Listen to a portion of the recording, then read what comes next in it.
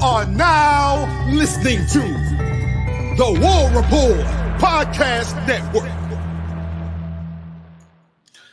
What is up, everybody? Welcome back to the College Loop Podcast, episode 258 of the College Loop Podcast. I'm Dylan Larck, at your boy Tech on Twitter. Here to do about the latest in Auburn football news, because this is the pregame show, yes, but might I add that there is some breaking news, and I'm sure everyone already knows about this, but Deuce Knight has officially flipped his commitment from Notre Dame to the Auburn Tigers, and what has been predicted to happen for months, it feels like, what's felt just eagerly waiting for this news to break, because of the fact that it felt like for a while that it was not going to happen. I think Deuce Knight has been to Auburn 3 weeks out of the last 5 on the season. So you expect it to happen. Auburn was the favorite for a long time, but I felt like he was just waiting around, waiting for Auburn to win the game that he was at so he could add to the excitement of that win.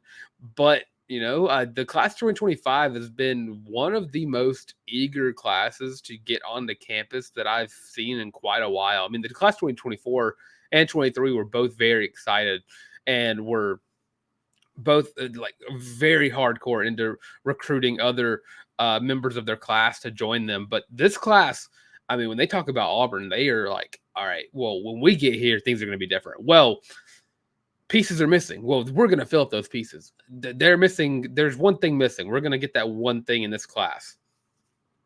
And this class has been absolutely ridiculous thus far.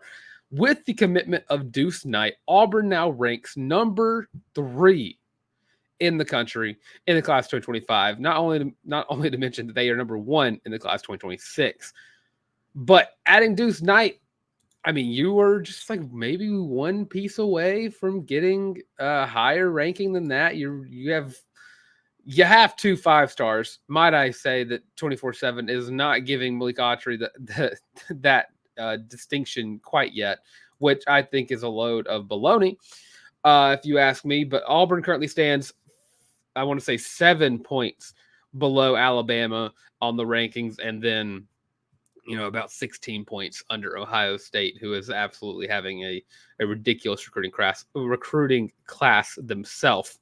But with the commitment of Deuce Knight, I mean, Auburn now looks to the future of the quarterback position. Now you're looking at Hank Brown, you're looking at Walker White, you're looking at Deuce Knight going into the 2025 season. And now I don't want to spend too much time harping on a season that's not even close to being here yet. We still have a game to talk about after I get done with the recruiting updates. Auburn will take on Georgia this weekend. But of course, I can't wait that long to talk about Auburn getting Deuce Knight. Deuce Knight, I mean, he is really good. 6'4", 206 pounds, runs a 4.5 40. Left-handed quarterback. I think the last time Auburn had a starting left-handed quarterback, of course, Sandberg would be a backup left-hander, but I want to say it's Brandon Cox was the last left-hander that I can recall. Yeah, I think it was Brandon Cox. So new things happening on Auburn. They have, or more recent things happening at Auburn. But with Deuce Knight's commitment, the class is going to be one of the highest ranking classes in Auburn history. And by that, I mean the highest ranking class in Auburn history since they've been keeping up with recruiting rankings. Because I don't think Auburn's ever finished higher than, I think, 5, maybe 4. But yeah, you're getting a guy who can make all the throws down the field, the dual threat guy that Hugh Freeze really wants. And I'm super excited about what Deuce Knight can bring to Auburn.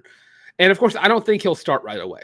I don't think Deuce Knight will be the 2025 quarterback, because I think no true freshman is ready to go in right away, or at least majority of them. I want to say like 98% of true freshmen are not ready to go right away.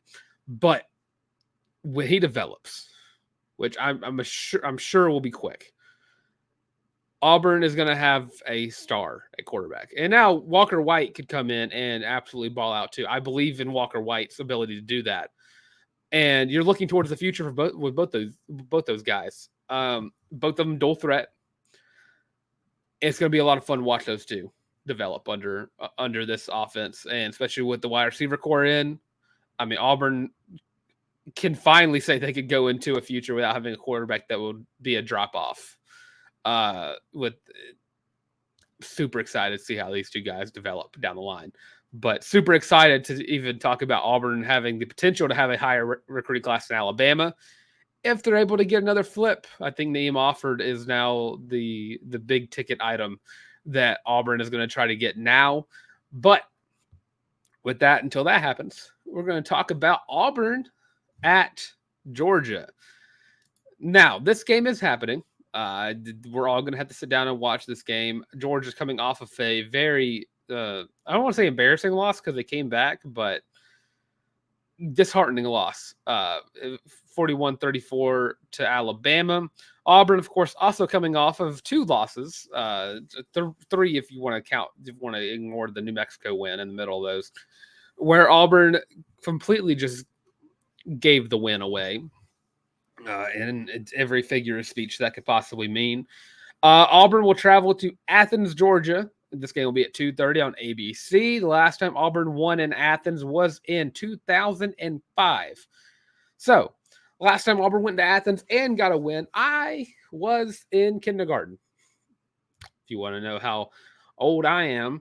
So I'm not too confident in this game for Auburn. I don't think a lot of people will be. Auburn is currently a 24-point dog. And I think Auburn covers that. At the bare minimum, I think Auburn covers that spread. Now, looking ahead to that game, I mean, what did Alabama do well against Georgia? I mean, really, you're asking what didn't they do well? They passed the ball very well, and they ran the ball well, mostly with Jalen Milroe. Now, Peyton Thorne will be the starter against Georgia. And Peyton Thorne is not the dual threat weapon that Jalen Milroe is. Jalen Milroe rushed for 117 yards against Georgia's defense and also passed for 374. Auburn's offense, even though they haven't been scoring too much, they have been explosive getting the ball down the field. It's all about just keeping the ball to themselves. To win this game, Auburn will have to not turn over the ball at all. None, even. And they're going to have to find ways to move the ball down the field against Georgia's defense. Now, Alabama has a very talented wide receiver room, and so does Auburn. But Milroe, though I don't think he is the greatest quarterback in the country, he does have a good deep ball. And it's going to be up to Peyton Thorne to be able to get the ball down the field. This Georgia defense is not the Georgia defense of old. And by old, I mean like last year. They have weak spots that you can attack. And they were also, the thing about Alabama is they were not able to get their running back started. I mean, they had some explosive runs, but overall, their running backs were pretty maxed out at 35 yards. Auburn's going to run the ball a lot. Jarquez Hunter, Damari Alston are going to be getting a lot of carries in this game. You have to be able to establish a run game. Auburn established it last year versus Georgia. And Peyton Thorne did have a good running game that game. He had like not an 80 yard, but he had like a 60-yard rush down the field. And had he been a little faster, he might have been able to score on that play. But I don't think that you're going to have that ability in this game, especially because looking over at the other side of the ball, Carson Beck had 3 interceptions versus Alabama.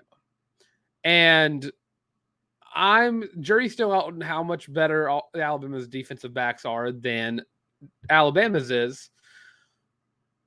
But I don't know if I said that. Auburn's defensive backs are better. I don't know if they're better than Alabama's defensive backs. But Carson Beck made some mistakes.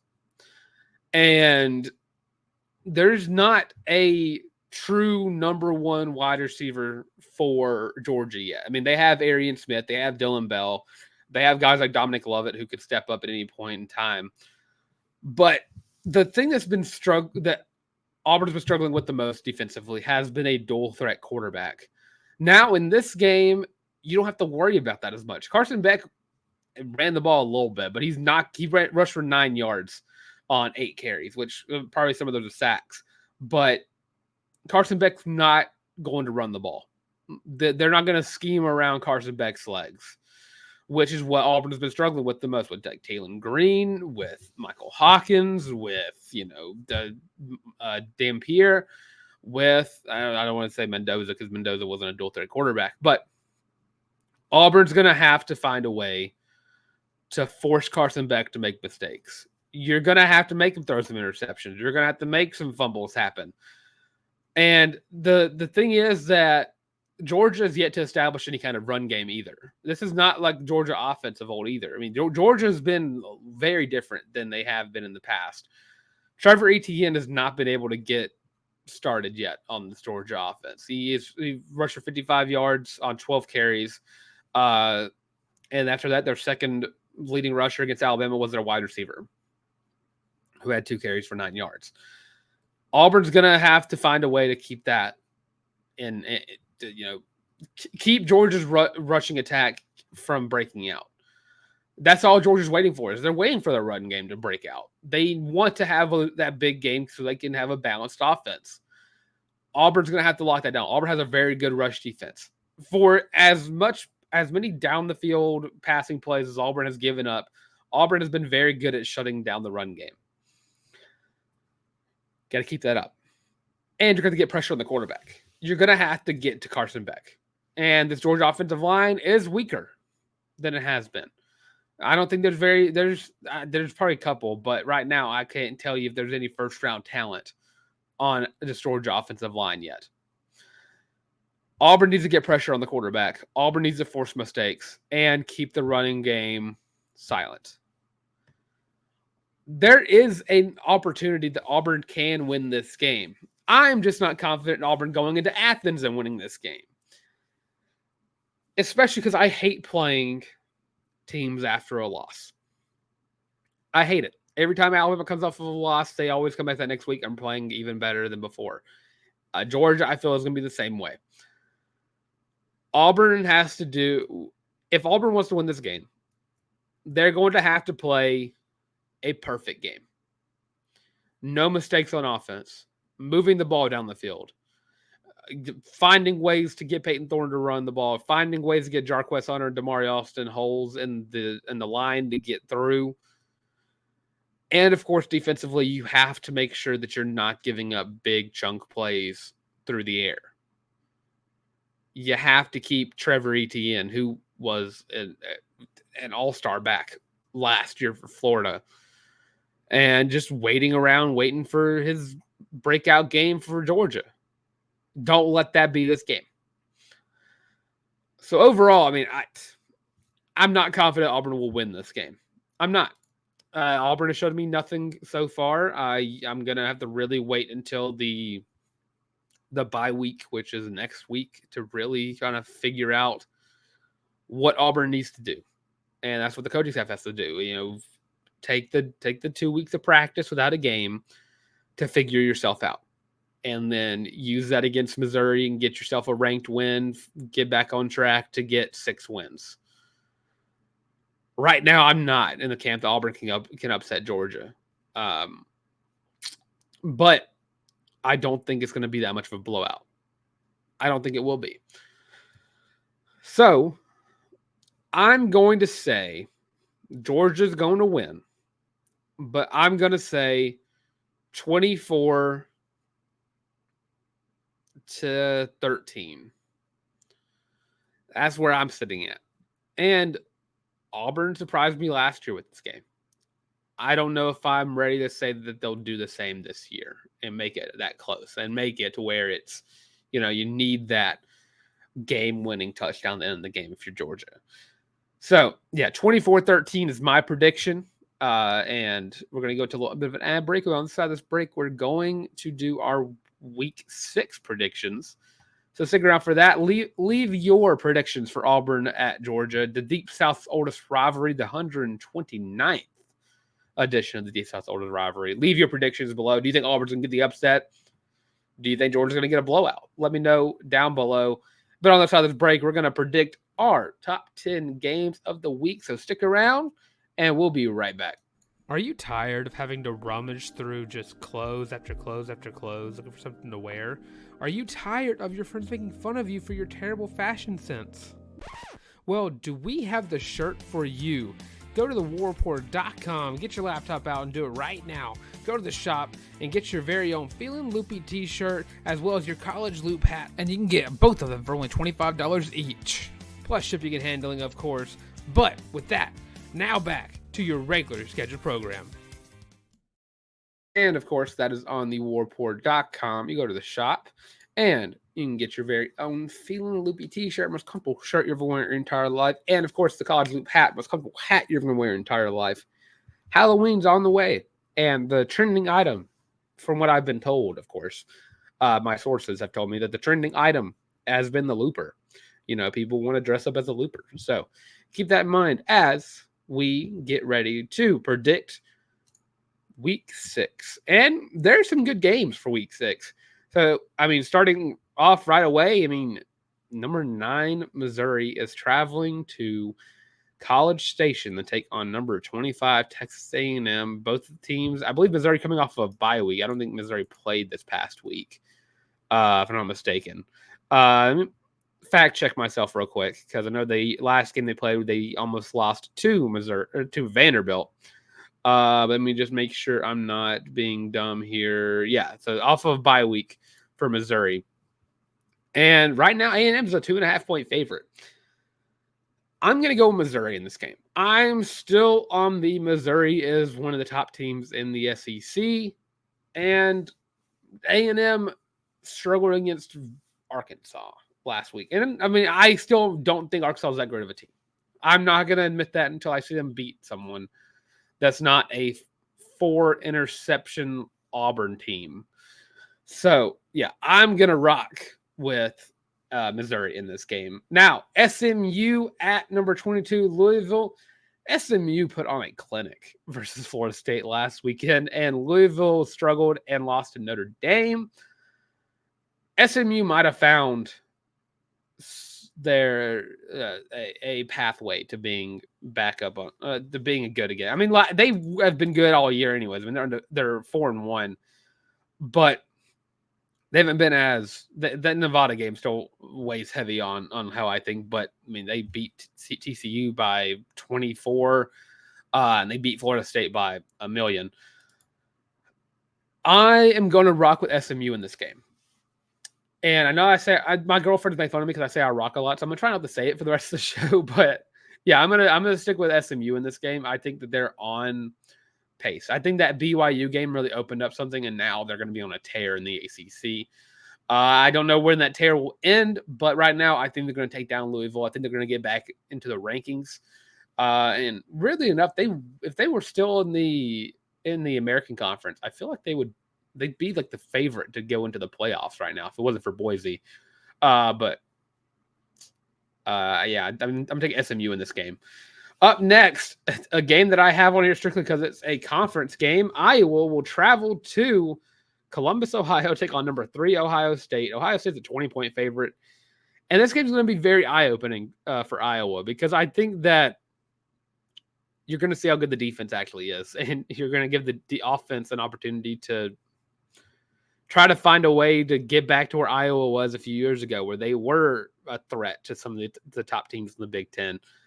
I'm going to go with Ohio State here. I think that they are the better team. I think that you're still going to see flashes of what Ohio State can be and what they could be at the end of the season. You know, I think Ohio State is going to be in the national championship.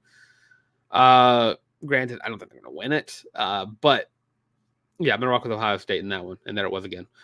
Number 12, Ole Miss travels to Columbia, South Carolina to take on the Gamecocks.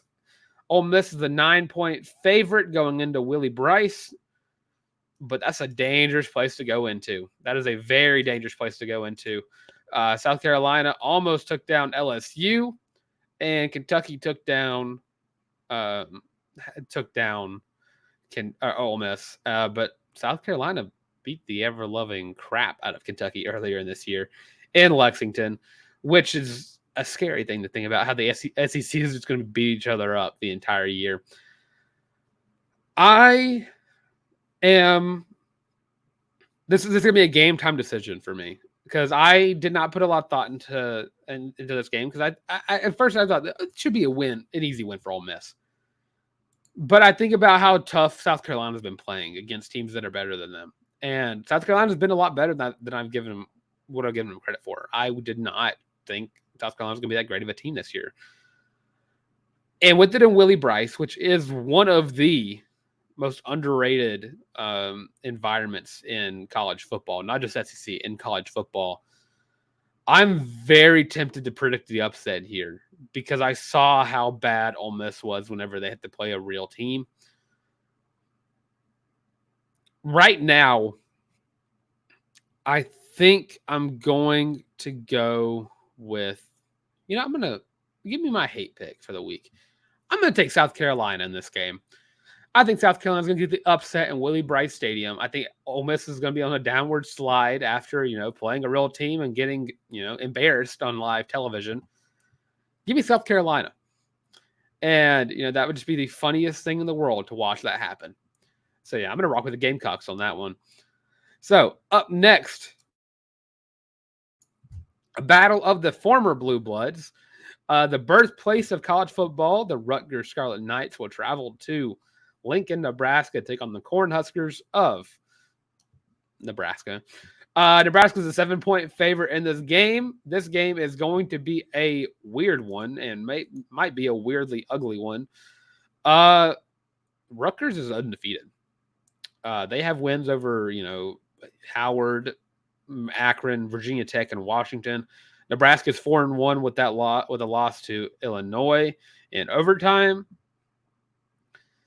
And with this being in Nebraska, I can't help but pick the birthplace of college football in this game. I'm going to take Rutgers. I think a 5-0 Rutgers team is so awesome for college football. That's the birthplace coming back. So, yeah, I'm taking Rutgers in that game. Up next, now, this game could get ugly very quickly, but Alabama's a 22.5-point favorite over the Auburn North campus of Vanderbilt in Nashville, Tennessee, where this game will be taking place.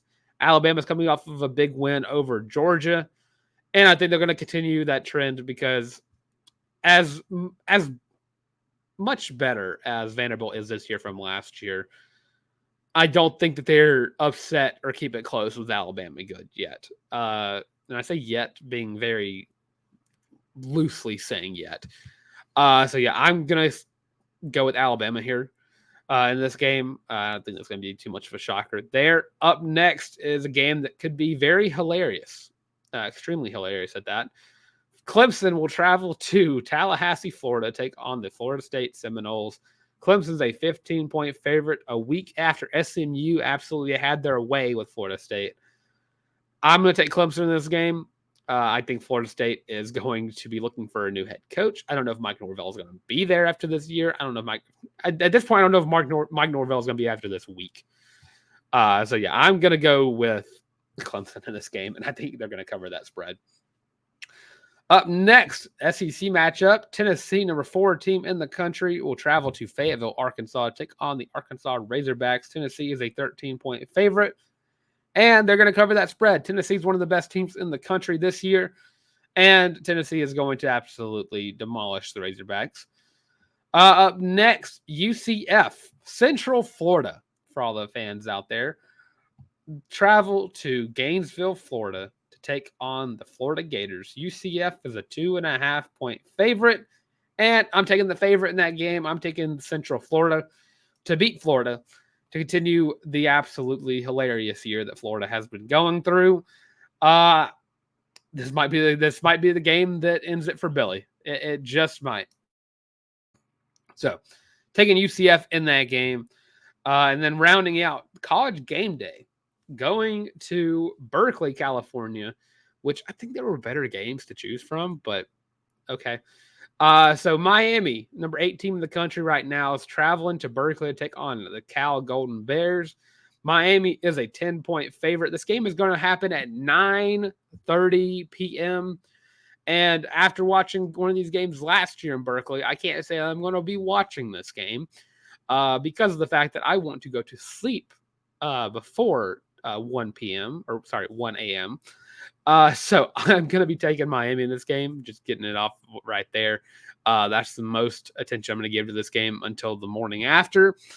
Yeah, so I'm taking Miami in that game. I think Cal kind of got a wake up call last week. Not last week. Was it last time they played? I think they got a bye week for Florida after Florida State. So I think Miami is a better team. Now, Miami has had some moments where they've looked beatable. That being against Virginia Tech last week. They don't need to have that again. So going forward into this week, you got to take down Cal, and you got Louisville after that. You got a bye week for Louisville. So I like Miami. I actually had to convince myself not to pick Miami to win the ACC this year because every time I pick them, they don't win it. So maybe it was a strategy pick, but yeah, I'm gonna go with the U in that game. So that's my predictions for the week. As you see, I'm 37-13, which is a winning record. It's not the record we want. I wanted 50-0, but wasn't feasible. I got to lose some game. You can't look perfect. You got to lose a couple down the line. But of course, that does it for this episode of the College Loop pregame show. And of course, leave your predictions for these games as well. And of course, don't forget to check out the College Loop podcast right here on YouTube. We should like, comment, subscribe. Getting so close to 900 subscribers. Getting so close to 1,000 subscribers. So check it out. Go subscribe, go like, and also go follow us on social media as well on Twitter, TikTok, Facebook, Instagram, the works, all the College Loop, and the audio versions of the show as well on Spotify, Podcasts, Google Podcasts, and of course, Amazon Music. But all that being said, I also found out that we're also on Audible podcasts as well. So if you got Audible, there you go too. So with all that being said, thanks for watching this time of the College Loop podcast. And with all that being said, and as always, War Eagle. And this is all just hope and pray that we can get a win this week versus Georgia. Don't think it's going to happen, but fingers crossed, and this game could get ugly. So with that being said, again, War Eagle.